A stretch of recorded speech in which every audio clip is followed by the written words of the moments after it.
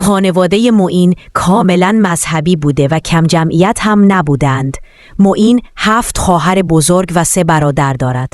یک خانواده 13 نفره مذهبی با عقاید مذهبی پدر و مادر خانواده. معین از همان نوجوانی دست به کار شده و در دوران نوجوانی و جوانی قرآن را با صوت و اشعار و غزلیات شعراهای بزرگ را با لحنی زیبا می‌خواند. او در همان دوران با دوستان خود در مجالس شادمانی برنامه‌های بسیاری در شهر خود و دیگر شهرهای استان اصفهان اجرا می‌کرد.